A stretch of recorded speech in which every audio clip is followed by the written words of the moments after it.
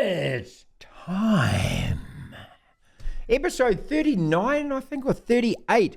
The ATM, Apologise to Me podcast. Mark Watson, Martin Devlin. We're talking about you making national news with Justin Marshall saying that he switched off the Crusaders on the weekend. We're talking about Moana Pasifika. They don't want to do any interviews. What a shambles that franchise is. How sad it is at the moment. Where does it go from here? And Man City, really the greatest ever English football side that we have seen. The answer is no to that, Mark, and I will detail a couple of sides which have been better. And just the NRL by comparison and the way that Super Rugby is flailing and failing. Apologise to me! Welcome to the program. To start with, though, you interviewed Justin Marshall. We had Justin on the program yesterday, and I thought I'd wait till today to bring this up with you. You're chatting about Super Rugby, and he gave you the tip that he switched the Crusaders off. What's all that about? Yeah, interesting. I've got to say, I've got a lot of time for Justin. He's one of the few people who actually will tell it how it is and will speak sort of truthfully and honestly. So look, we on another medium we do a rugby show together, and we sort of just reflecting and reviewing some Super Rugby, and I sort of provide a little bit of an editorial on again the disappointment about rest and rotation and the lack of engagement, and the sport is no longer appointment viewing, as we've said multiple times on the platform. And yeah, Justin basically just came out and said, look, mate, to be perfectly honest, I got to halfway or not even halfway into the game, and I just turned over and started to look for some rugby league. I could see the Crusaders were comfortable. I knew what the outcome was, and basically that he was just bored. And it was just refreshing, wasn't it? And I sort of reminded him, I said, it's that's coming from you, Justin. I mean, you're a former player. And so imagine what the rest of us as fans are also doing. And I sort of just said, look, when he was playing, he played in an era where it was appointment viewing. It was.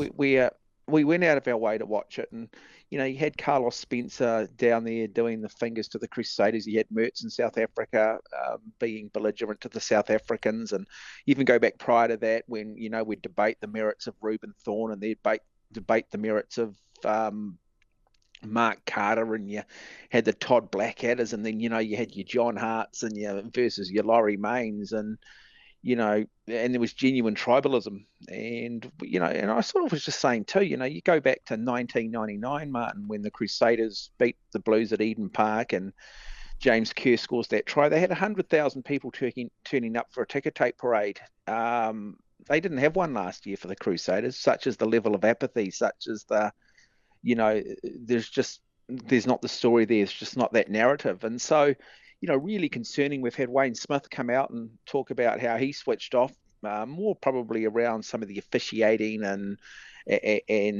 the advantage laws. But Justin just basically bored. And then, look, he did go on to say too that he'd been working the Highlanders game, and he was really awful. looking forward. That to was getting terrible. back. Awful game. Yeah, and then he was looking forward, though, getting back to his hotel and having a few beers and sitting down and watching the Hurricanes cheese. And he wasn't actually aware that the Hurricanes had dropped a number of the All Blacks. And he just said, that just spoiled the whole occasion for him. Just ruined it for him. Looking back, going, this will be good. Have a look at how Artie goes, and have a look how Geordie Barrett's going to go, and some really good matchups. And that just didn't happen. And so he's a guy who works in the game as one of our great All Blacks.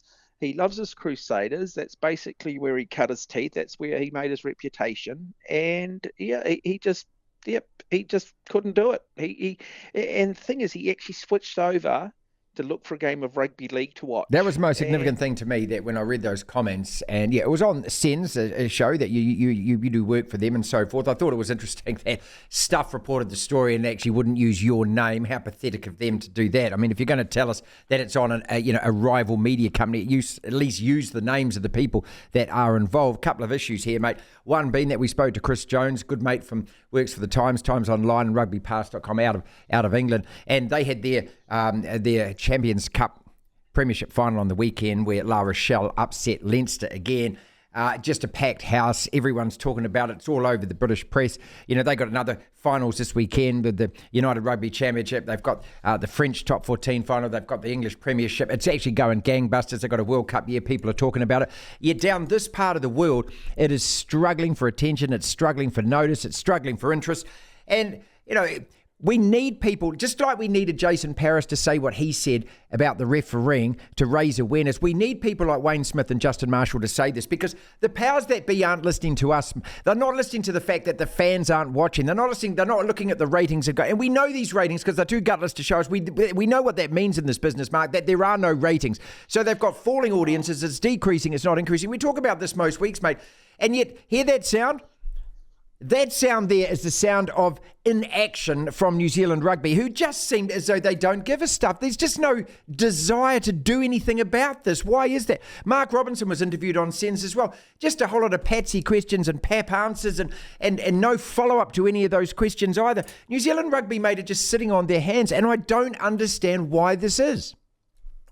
Oh, look, yeah, absolutely. And we do talk about it every week, don't we? I mean, I did a show last night, Martin, and I'm over, I came out and I think, I'll try and get some talk back, Martin. And here I am. And I feel like a bit of a broken record. I almost go, look, I'm absolutely sick and tired of having to go down this path. But there I was going down the path, and I was absolutely mortified by that Mark Robinson interview. Somehow trying to make out that 2 sellouts in 12 rounds is actually something to celebrate. Yeah, the game is actually in good place. Health. Yeah. You go, well, hang on a minute. We're talking about a ground that has a capacity of 17,000. Right, so exactly. let's get real about what the definition of a sellout is, and just the head in the sand the whole time. You've got 4 franchises at the moment, Martin, that are all looking for new Super Rugby coaches, and no one wants the job. No one wants to coach in this country anymore. No, everybody is sick and tired of saying, well, I can coach. Well, you can't really coach because the All Black coaches are going to dictate to you. But look, just also the other thing, when Justin came out and made those comments on Sunday, and I must admit, I was like, oh, that's a breath of fresh air, Justin. And, I'm never afraid to have an opinion, as you know. And most of the time, Justin's not afraid of getting involved in the discussion. But I'm sitting there the whole time thinking, oh, I hope he doesn't get into trouble with Sky for saying this. Yeah. And then you go, isn't that incredibly sad that here I am worried about Justin because he's came out and made some honest comments, but this is almost like, and Chris Rattray from the Herald described New Zealand Rugby as the Kremlin, and it's almost a bit like that, isn't it? It's like, hang on a minute, you've just spoken out against Putin, you've just spoken out against New Zealand Rugby, but you work for us, and you've got a obligation to actually sit there and just keep just sprinkling sugar over the shite, isn't it? But that's exactly it, mate. I mean, and again, we speak about this so often, we speak about this every week, but without guys like him and Wayne Smith saying it, then it doesn't actually get the attention that it does deserve. In the meantime, let's look at what he actually said about. I'm switching over to the NRL, Mark. It's not that difficult to figure out. You've got a competition that has got even teams, that spreads it around by the salary cap, which has got its faults, of course, but at least you actually have regular competition between these sides. You've got rounds where you can't bloody pick them. I mean, if most people got 2 out of the last 8 as far as their tipping comps went in that last NRL round, they're probably doing all right. Crowds are flocking to this in Australia, and I'd love to know what the ratings are here. But, the Warriors, they're in real danger at the moment, New Zealand Rugby. If the Warriors continue the success they've had, they're selling out Napier to play Brisbane this weekend. I mean, what does it tell you? The Chiefs can't sell out, the Crusaders can't sell out, the goddamn Warriors go to Napier and sell out. Oh, yeah, look, yeah, they're absolutely, 100%, Martin, but and New Zealand Rugby they do continue to just bury the head in the sand. And I know, look, they can put the spin on it and they can say, well, look, we've got up, and I've seen a press release that came out from the CEO of the Crusaders in a meeting that they had, and, the high level of engagement and social media engagement and everything's up. And you know what it's like with statistics, mate. You can cherry pick anything. You can find any statistic to support your narrative or to support what you're saying. But and I know, and everyone around the country does this. You go down and sit around 10 people at a barbecue, people you don't even know, talk about the rugby, and 95%, if not 99% of them will say, I just don't care anymore. I'm just not really interested. No. I just don't watch it. And that is all you need. And that's all they need to do, Martin. But Leah, let's just hope that guys like Justin, are encouraged to continue free speech. There is not any sort of ramifications for breaking the company line. After all, Sky are New Zealand Rugby's major media partner. And we've spoken before that I think have had a policy of not really sort of criticising New Zealand Rugby at any great extent, certainly not from an administration point of view. Look, Martin, I used to work for, do quite a bit of work for Sky, and then, me, I became quite opinionated, and I was one of the early guys who went after New Zealand Rugby and started looking at this house of cards, and that I always felt they were going to get themselves into trouble in the long term. The phone stopped. I just didn't get any work with Sky Television. And I remember sitting down with Martin Crowe, and he basically, I got canned from First 15 Rugby back in the day because New Zealand Rugby just didn't want me there. They just didn't want me involved because they didn't like what they were hearing on the radio. They didn't agree with what I was saying. And, and then, Chris does come out and refers to them as the Kremlin. And I think it's so apt. It is just so apt with how this organisation is run. Apologise to me! If you want to see an absolute shambles collapsing in front of your eyes, look at Moana Pasifika. We tried to get an interview today with the CEO. We got a lovely email back saying, they don't think it's appropriate to be commenting at this stage. And you're just sitting there and going, well, when is it appropriate to comment? You're 0-12. Your coach just walked out. Was some... the press, I'm leaving for family reasons, spend more time with my family. Dude, you signed a 3-year contract, okay? If you have that much concerns about how much you're missing your family, you wouldn't have signed a 3-year deal. I mean, come up with a better excuse than that this time. Your best player's going to the Crusaders. You've got no money. The whole place is an absolute basket case. Where does it go from here, Moana Pasifika? Because unless it's underwritten by our national association or a combination of money between us and Australia, mate, there is no future for this franchise. I can't see how they survive. Yeah, but this is, again, just how disingenuous New Zealand Rugby is, just how disingenuous Sanzar are. I mean, this was just, okay, let's bring them in, let's get some public relations around it, because we know and for how long New Zealand public does want to see the Pacific Islands being given a little bit more recognition. Everybody realises that they are still a sleeping giant. There's always criticism around why World Rugby hasn't done enough for the Pacific Islands, but a big part of that is because at an administration level within the islands, there is a high level of corruption, and you just simply don't know where the money goes, and you've only got to talk to anybody within the game, and there's some genuine legitimacy around that argument. But you come here, you go, well, yeah, we want to use this as a development tool. Well, firstly, if you've got any brains, Super Rugby is too big a step up to simply be taking talented rugby players out of the islands and somehow expecting them to be able to perform at this level. I mean, they should be at an NPC level. That's where they should be. They should be at an NPC level. They should be brought into that competition. And I think that would then be probably the right level for them.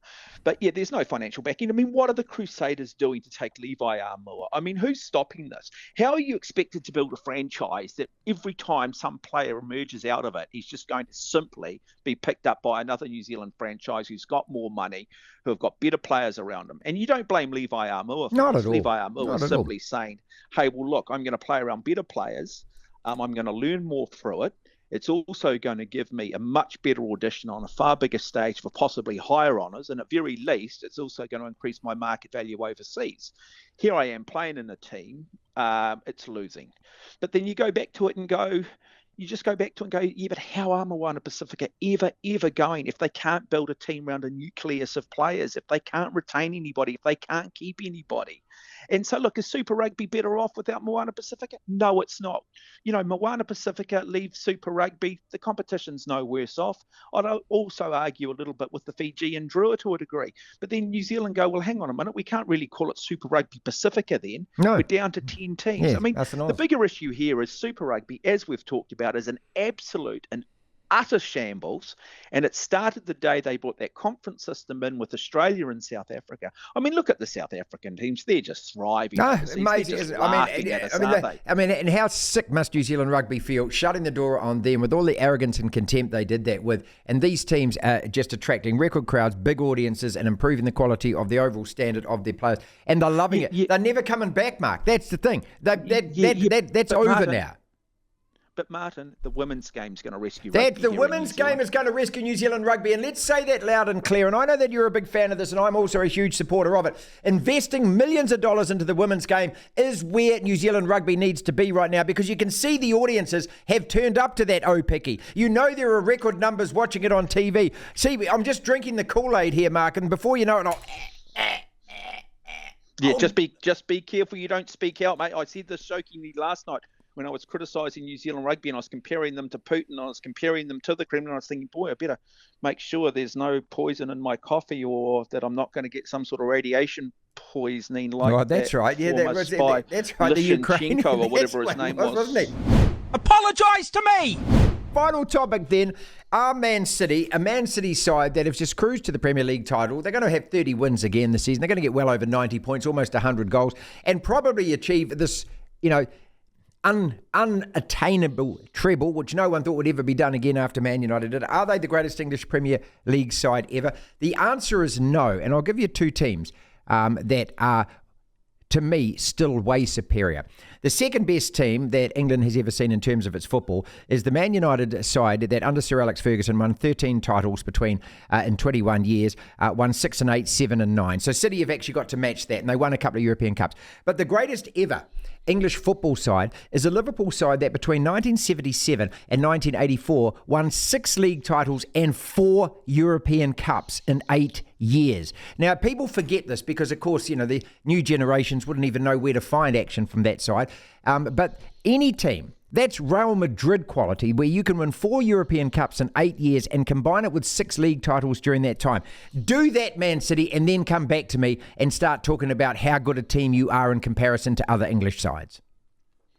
Yeah, that's a valid argument. Look, I think it's always hard for a team playing in the here and the now for us to truly gauge their greatness. I think 10, 15, 20 years from now, depending, they do need to win a Champions League. They know that. They know that if they wanted to be considered a super club and one of the absolute great clubs and be able to compare themselves with, the Manchester United, the Liverpool sides of yesteryear, then they do need to have, they need that in their resume. They need to have that in their trophy cabinet, and they're yet to do that. Look, but it's one hell of a side, in fairness to Man City, though. When you do go through it, you look at the length of the season. Look, and we can argue about, okay, but they're funded by an entire country in the background. It is what it is. When you just still look at the squad on paper, a lot of those players weren't actually, Guardiola did go out and actually buy a lot of these players for not a lot of money and turn them into superstars. And I think that sometimes is forgotten. But yeah, look, I remember when the Chicago Bulls won the three-peat for the second time, and can you really compare this Bulls team with the great Boston Celtics sides and the great LA Lakers sides? And clearly 20, 30 years on, it's now they are now considered the greatest team of all time. So time will do it, but they do need to win the Champions League. Unfortunately, you just really can't see things changing too much next year either. You just cannot see this Manchester City side being tipped up. But, Pep Guardiola, I think without a doubt, does go down as one of the greatest managers of all time. I think he's probably the best manager in the world at the moment. He's taking guys like Grealish and, he's managing to get the best out of them now. And, I think he's up there with Alex Ferguson. I think he's certainly up there with the Jurgen Klopps and the great managers of yesteryear. But look, also too, I just want to acknowledge a little bit what Brighton have done. Making some UEFA Champions League for next year. A club that really don't have a great or rich history in Europe, and they're there, and and Eddie Howe with what he's done with Newcastle. And there's another name. I mean, Eddie Howe. Do we ever have the conversation where he sits in regards to managers and his ability to do the unthinkable with teams that, on paper aren't particularly great? So it does hurt, though. It does hurt that we're sort of sitting here and we're talking about Manchester City and forgetting very quickly that Liverpool beat Manchester United 7-0. 7-0, Martin. 7-0. Do you remember that one, Martin? Long season, mate. I also remember that Ten Hag got rid of Ronaldo during this particular season. It's been bizarre, hasn't it? Because we had the World Cup in the middle. It almost feels like it's 2 seasons. That still hurts. That still rankles. That is always going to be painful. But if we nick a point off the next couple of games, you going to Bratislava every Thursday night is going to ease the pain somewhat. Yes, but Martin, I mean, you guys should get this job done. If you were to choke now and Liverpool to go through, I've accepted the fact that we're playing on a Thursday night. I've accepted that fact. But why do I still believe that there's just this chance that the unthinkable might happen, that somehow we will squeeze into the top four at your expense? But again, Martin, putting all of our loyalties, all of our tribalism to one side, look at the level of engagement. Look at what we're talking about. Look at the tribalism you have for United, my love that I have for Liverpool. You look at what Andy Buckley's love for Manchester City that you have regularly on your program, and you go, rugby, you need to learn from this. You need to learn from this, but they don't because, hey, the All Blacks are going to win the Rugby World Cup and women's rugby is going to save us. Devlin. I'm as mad as hell, and I'm not going to take this anymore! The platform.